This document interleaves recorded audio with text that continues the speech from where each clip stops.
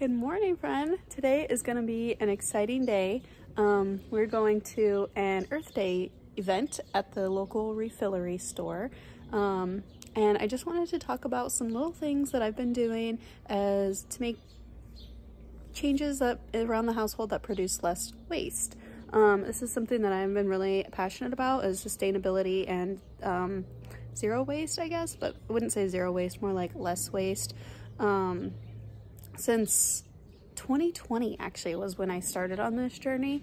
2020 New Year's, I'm not really big on New Year's resolution, but 2020 January I was like, I'm gonna start making changes around the house and just produce less trash. I had watched this Facebook video where this woman saved all her trash from 1 year, and like she was, you know, trying to go zero waste. She saved all her trash from 1 year in a mason jar, and at the end of the year, that's all that she had. And I was mind blown. And I am nowhere even remotely close to that, nor do I think I ever will be.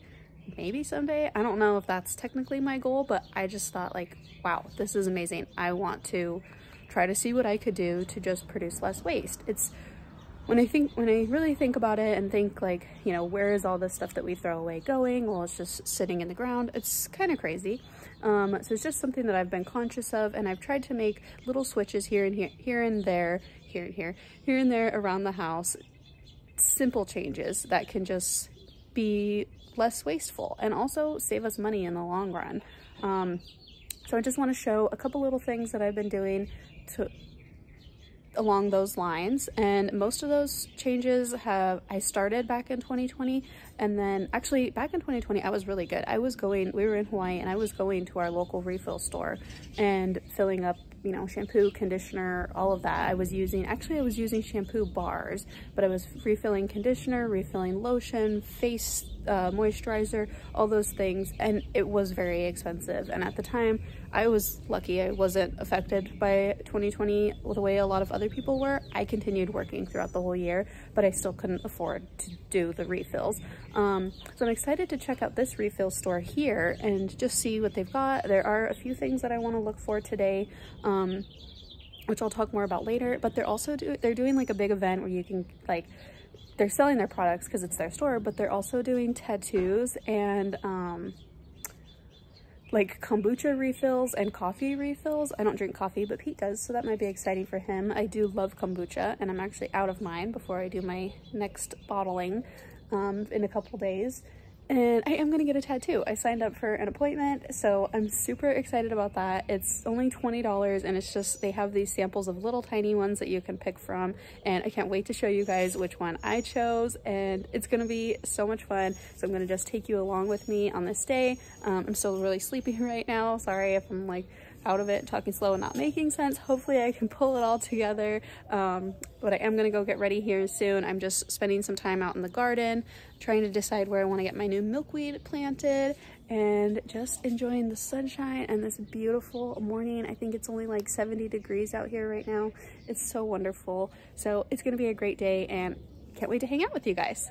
All right, so the first thing I want to talk about, which has not only helped us reduce the amount of trash that we are putting out there, but also saves us money, and that is composting. So I think I will do a separate video about my composting system. Maybe there's really not much to it, so maybe it doesn't warrant its own video. Ooh, that sun, sorry. But these are my compost bins. Might look a little strange, and that's because it is a little strange. These are our dog kennels. So we flew over here from Hawaii with 4 dogs, so we had 4 kennels. We've been storing them in the garage. We worked hard for years training the dogs to be comfortable in their kennels before our move, because they had to go on an airplane. Obviously, that's stressful for them. So we have the kennels, but we don't really kennel them. The only reason we was to train them to be on the plane. We don't kennel them for their food. We don't have room for them in the house. They were just sitting in the garage. I really wanted to start a compost, but I know that there's no way I could do that without the dogs eating everything that I was putting in there, or at least digging through it. And so I just needed a way to keep the dogs mainly out of it, and also the cat. So then I saw these in the garage, and I was like on the fence. I'm like, I don't know. I feel like, what if I ruin them? Whatever. finally I was like, I'm just gonna do it. If I don't see, the dogs are old, I don't see us moving them back to Hawaii. I really don't want to put them through that. I'm just gonna use the kennels. So here we go, my compost system.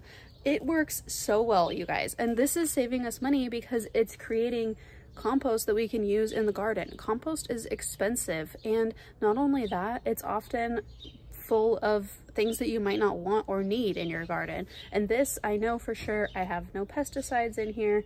I've got no, I would say no seeds, but I did screw up in my first batch and I put sunflowers in there, and now where I have used the compost in my onion bed is full of sunflowers and also tomatoes. So whoops, but I know there's no weed seeds in there because I don't put weeds in my compost.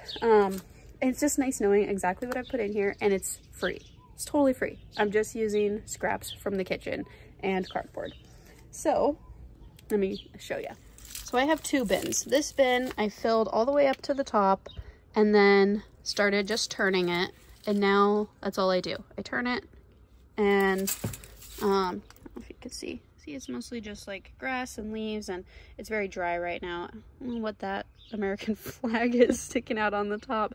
Probably something that made it into here when I was raking the scraps. So what I do is I filled up that bin, and then once it was full and heavy for me to be turning, I stopped. That's another thing I didn't mention that's great about these bins is they're fully sealed and enclosed. We've got zip ties around the sides, and so all I do is roll them or flip them up top, flip them over to the bottom, and just roll them around, and that turns the compost for me. Sometimes I'll get in there with a shovel and try to like turn it more, but it works really well. And I actually, my first bin, I was really good about like keeping it moist and turning it like every day, pretty much every couple days at least. And I had compost ready to use in the garden within about, I think, less than 6 months. So super fast. So that bin is done. So once that was done, I stopped adding to it, just turning it, and now I have this second bin, and this is the one that pretty much just sits here. I'm not turning it, and I'm just adding food scraps to it. So once this gets full, same thing will happen.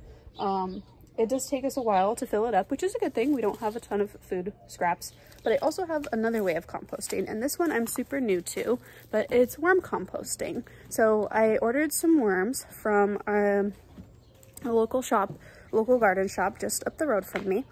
And I think I got, I don't remember what it said, 200 worms, I think. And so all I did was, I actually got a free worm composting bucket from Let's Go Compost.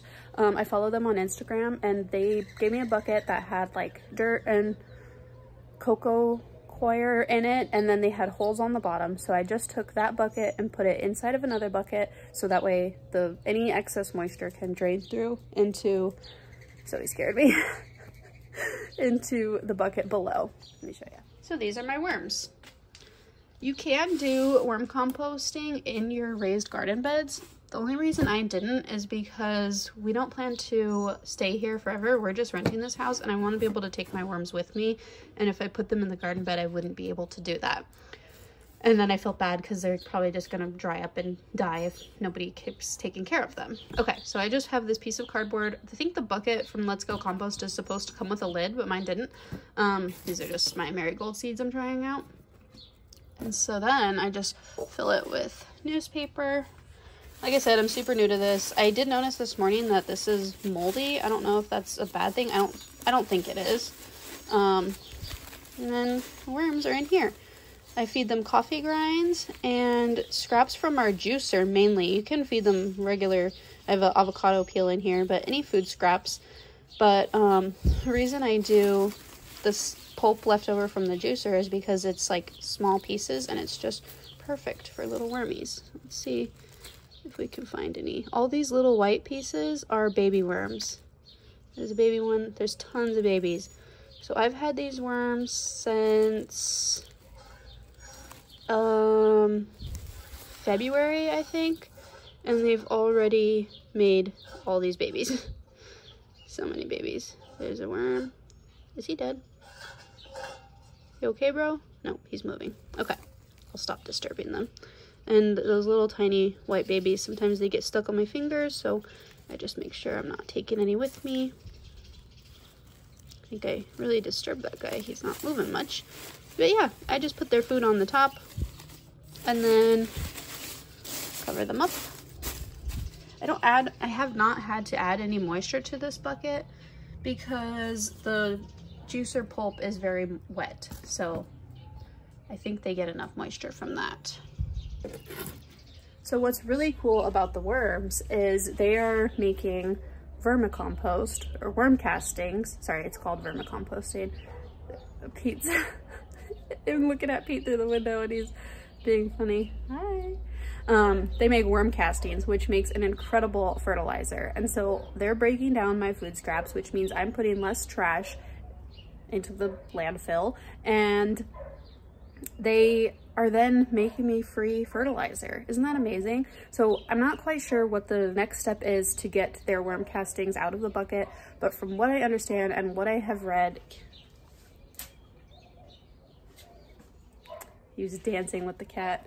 From what I understand and from what I have read is that what I would do is once that bucket gets to be pretty relatively full and they need more space, I guess, and it's only been a couple months, so I'm sure there's not much worm castings in there. So once you have like a good layer of worm castings built up, what I would do is take another bucket, I think I'm gonna sneeze, and put holes on the bottom and put that bucket on top. So then I would have 3 buckets stacked, and I would put food scraps in the top one, which then causes the worms to like migrate up into that bucket. And then, I mean, ideally, I think as long as the buckets are touching and you stop feeding the original bucket and only put food in the top one, I'm sure they're gonna smell the food and they're gonna go up there. So that's how you get the worms out, and then you have a bucket full of castings to use in your garden. And it is an incredible fertilizer. I'm pretty sure it's a perfect 5-5-5 NPK ratio, but it's natural, it's free, totally free. I mean, the worms cost me $20, but now I'm gonna have, as long as I don't kill them, which hopefully I don't, that would be sad, I'm gonna have continuous supply of worms because they're breeding. It's amazing. There's a quail on my neighbor's roof. I've never seen a quail down here by the house. Another switch that I made back in 2020, and actually when my sister and I started this channel, we were working on making the reusable and sustainable items. We were crocheting them and we were doing crochet alongs, and so we would pick a project, work on it together throughout the month, and then make a video about it. It was so much fun to do that with my sister, and we made some really awesome things that I am still using to this day. So that is our reusable sponges. So these are crocheted with cotton yarn and a scrubby yarn, and they have lasted so long, and these are amazing. These are by far my favorite switch. So these are for washing dishes, and you can, when they get dirty, you just throw them in the washing machine.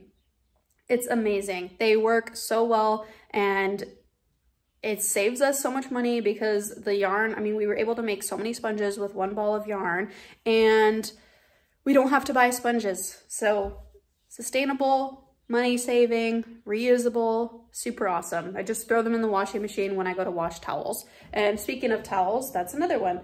I do not buy paper towels, and for some reason a lot of people are shocked by that, which I don't understand, but to me it's been so many years, it's just normal at this point. I never buy paper towels. I have a roll on my counter right now, and that is because last weekend when my dad was here, he was like, "Where's your paper towels?" And I was like, "Dad, I don't buy paper towels, you know that." And he was like, "But you had some at Thanksgiving." I bought them specifically for him because I know how much he loves paper towels. But this time I didn't, because they were only going to be here for one night. I didn't need paper towels. He's like, "What do you use to wipe your hands when you're eating?" And I'm like, "Well, I'm kind of a slob. I either don't wipe my hands and just wash them after I'm done eating, or I just use a towel." So we have a drawer full of kitchen towels, and this is what I use while I'm cooking, to dry my hands on after I wash my hands. But then we also have some microfiber towels that we got in a big old bag from Home Depot. I'm pretty sure Costco also has them, and some we use to wipe our hands on, as you know, in place of a napkin. Sorry, my arm's getting sore holding my phone.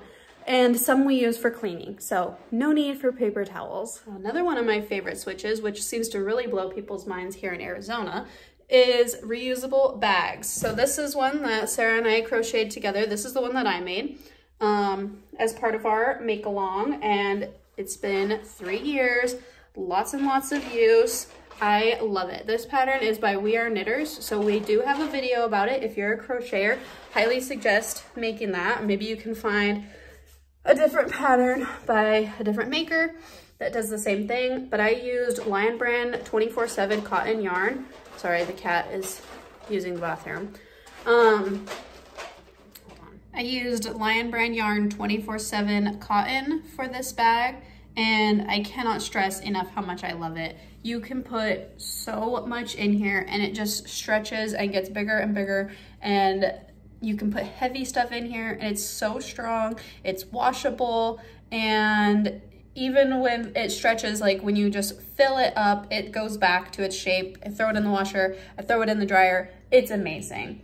And then another switch that has stuck with me since 2020 is bar soap. And this is the soap that I love right here.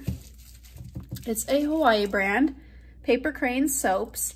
And this one is called Into the Deep. Oh, this isn't the one that I usually use. This one. They're goat milk soaps. Not necessarily this one in particular. They have a few different goat milk varieties, but bar soap. Their plastic packaging is not actually plastic. I thought it said somewhere on here. It's cornstarch, I think, and it biodegrades. I don't know why. I wonder if they changed it. It doesn't actually say that anymore.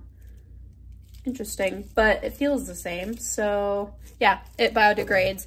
So I really like that. And that just reuses the amount of plastic bottles that are going into the landfill. I read something the other day that said, like, I don't remember the exact numbers, but such a small percentage of plastic is actually recycled. I know that's my lavender hanging and drying, by the way, nothing weird.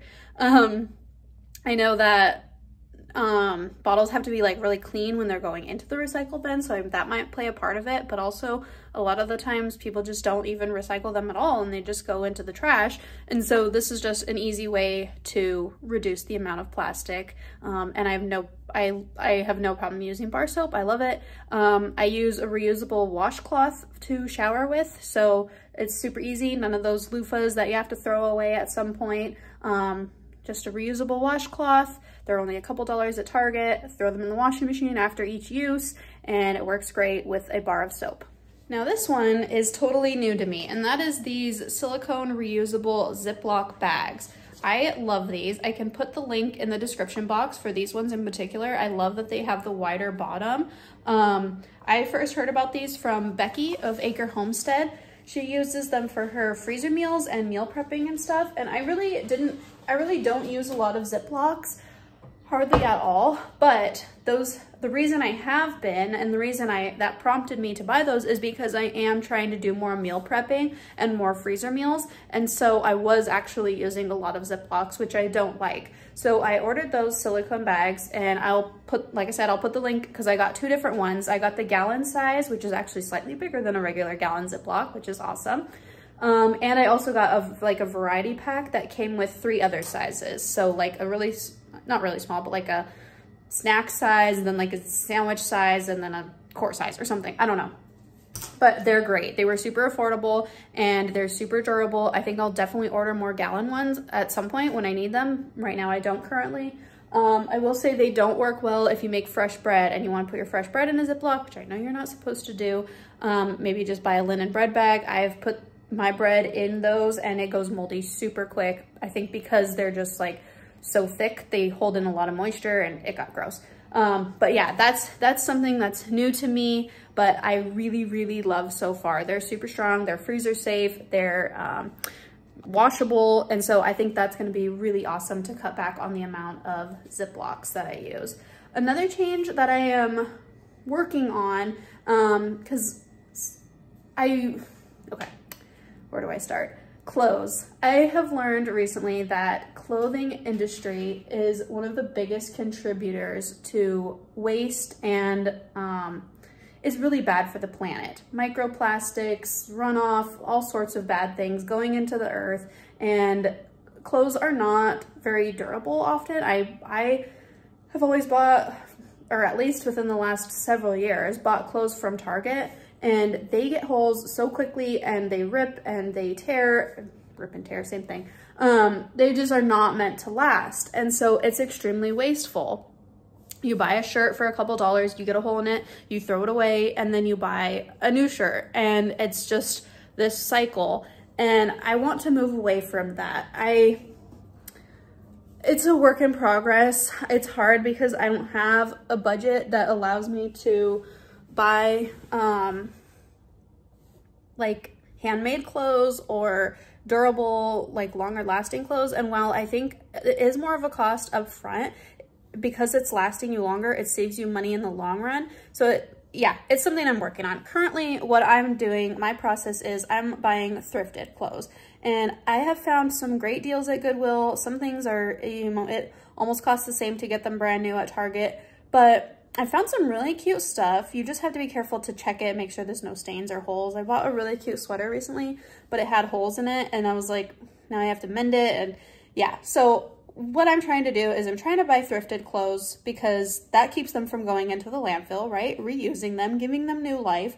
But I'm also trying to mend and take care of what I have. So I'm being careful about not putting my jeans in the dryer too much and instead maybe hanging them up on the line. And when I have a shirt with a little hole in it, I'm either still wearing it because I work remotely. So for the most part, people don't see that I have a little teeny tiny hole in the bottom of my shirt or I'm mending it. And that's something that I'm really, really excited to learn more about because I love knitting and crocheting. And I think that sewing is like a natural progression of that almost. And just making what I have last, taking care of it and fixing it when it's broken. So I have a pair of jeans, I have a couple pair of jeans actually that need mending, and I just am not confident enough in my skills yet, but I have them saved aside and I do plan on fixing them. And there's some really cute things that you can do when you're mending jeans. There's a few accounts that I follow on Instagram and also one that I've signed up for their newsletter. And so they send out like tips and stuff, but you can buy little patterns and like stitch them on and do embroidery and patches and all sorts of really fun things. So I'm super, super excited to dive into that more and just be more intentional about my clothing purchases. I recently purchased a handmade linen cotton blend dress, which was really awesome. That was sewn. And I want to just knit more, and I can knit myself t-shirts and sweaters. And I also learned that you don't need a lot of, I personally do not need a lot of clothes to be happy. I'm okay wearing the same thing a couple times. Pajamas, I'll wear them a couple days in a row.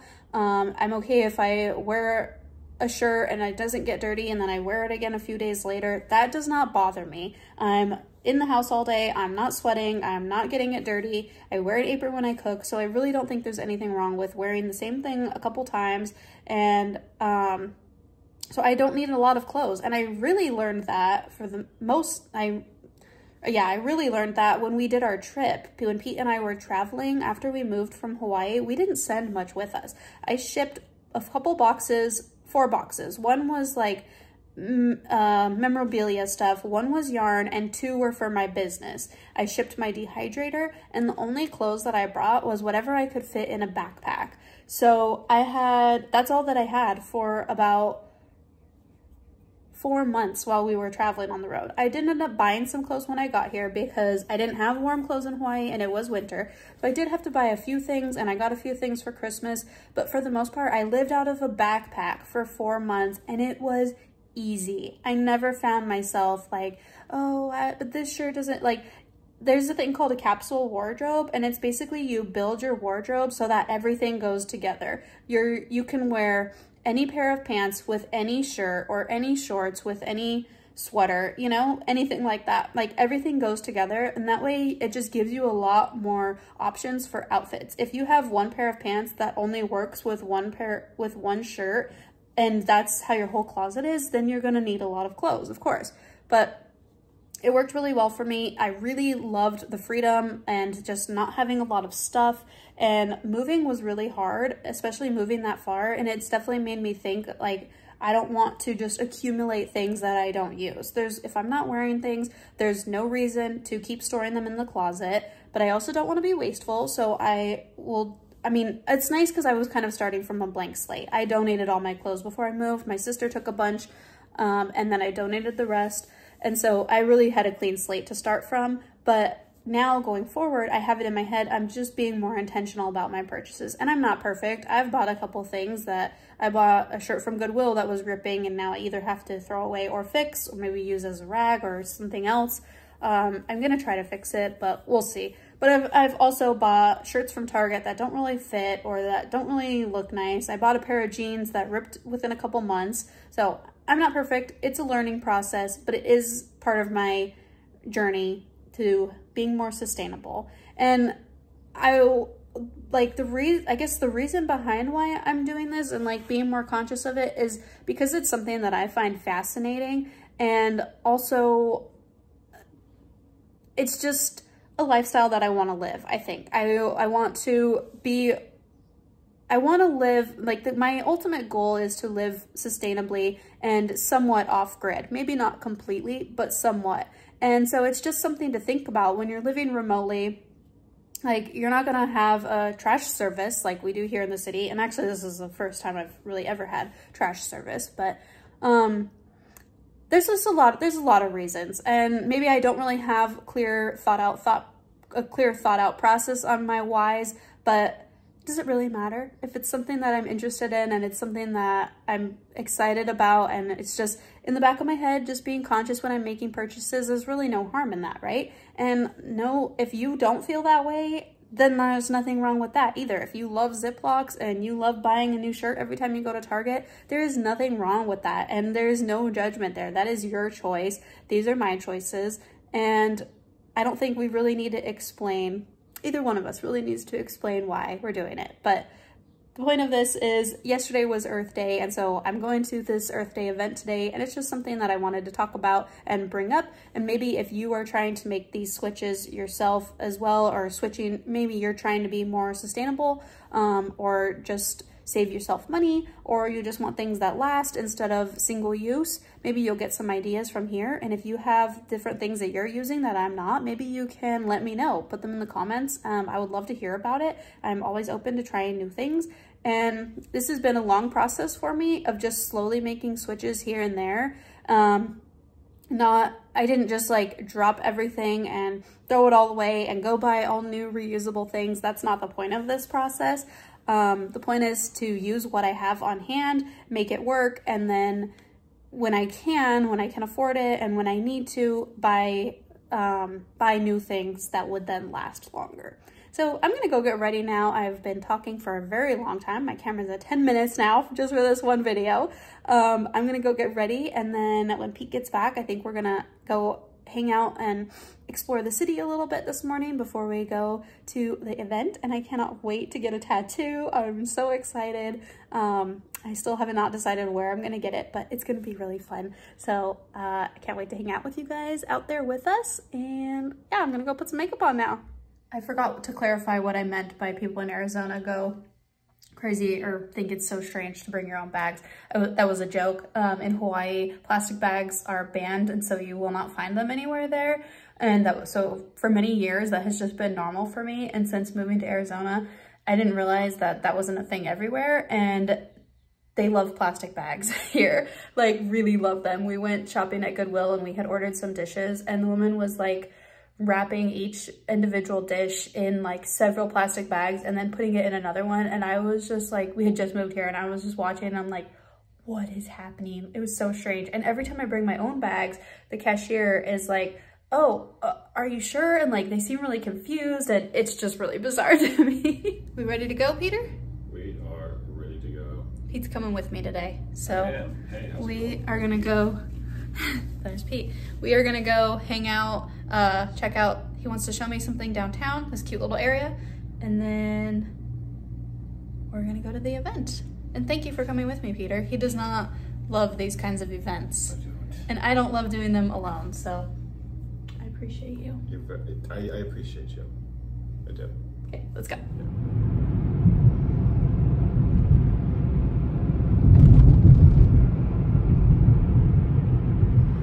Speaking of upcycling and reusing, I know it's hard to see, but that building right in front of me is all made out of shipping containers. That's really cool. Pete's taking me on this fun walk.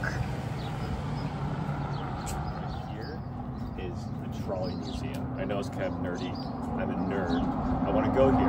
Rachel, remember the train museum in Hawaii? Remember? Yes. Yeah. That I did never let you go to. I think this is the same level of that as I honestly do. The Trolley Museum. Wow. There's a trolley here. They're only open on Saturdays. I know. So we'll go there. October through May. Just like the other places that only open like one day a month, right? Yep. Like, yeah. It's a common trend, I guess. Yeah.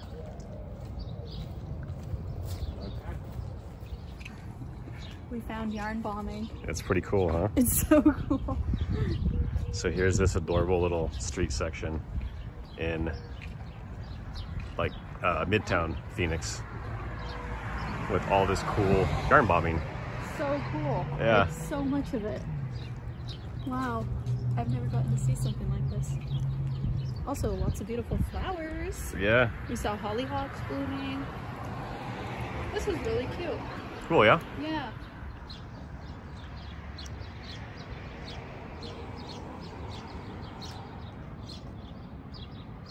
Back through the yarn bomb. Just all kinds of artsy, crafty stuff.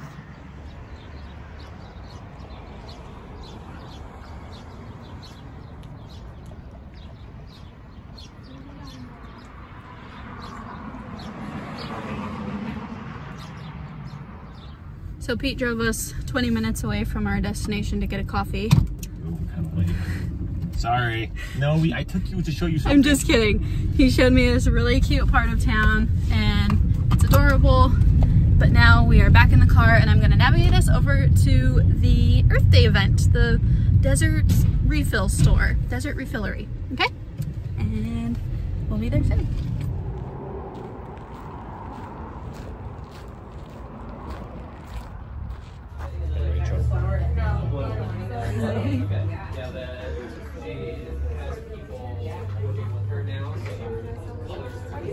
Rachel Kirk. Are you excited for your tattoo? I am, yeah. Yeah? But we were early to get there, so we're gonna eat a snack first. What kind of snack we choose to eat? Which is funny because I thought that Pete was gonna make us late, but then we realized that we found a quicker way to come back. So yeah, now we're eating french fries and onion rings. Delicious. That way I can sit in front of the tattoo artist smelling like an onion. Who doesn't want that? Exactly. All right, we got our snacks at Dairy Queen, and now we're headed back for the tattoo. So we bought a couple things already. We got reusable coffee filters and some doggy waste bags. But I want to look around the store more, but I needed to eat. So I feel much better now. Now I can sit through my appointment, which will probably only be a few minutes, and then we can look around the store more. It's super cute. This is so fun. Let me know if you get tired and you want to like move around. Okay. I know it won't be that long, but still you might.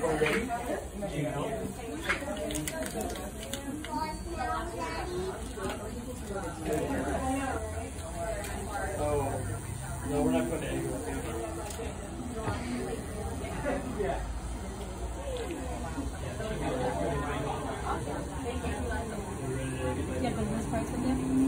I don't have It's really good, thank you. How do you like it?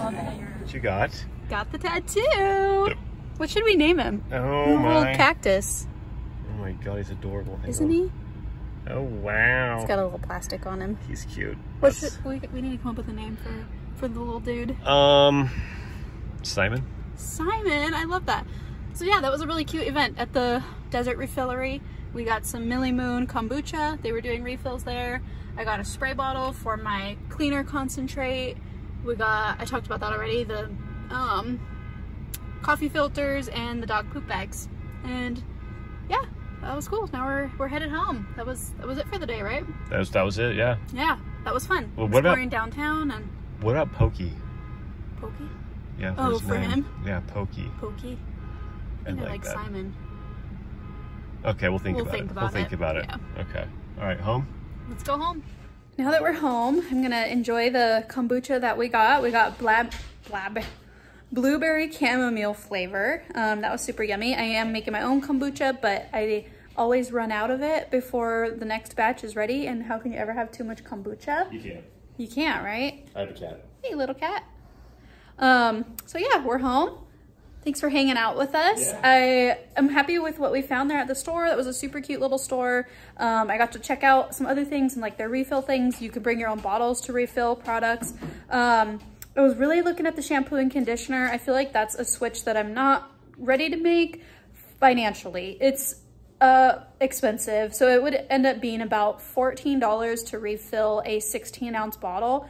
And the shampoo that I currently use from Target, I spend about, oh, what was it? $7 or $8 for 24 ounces.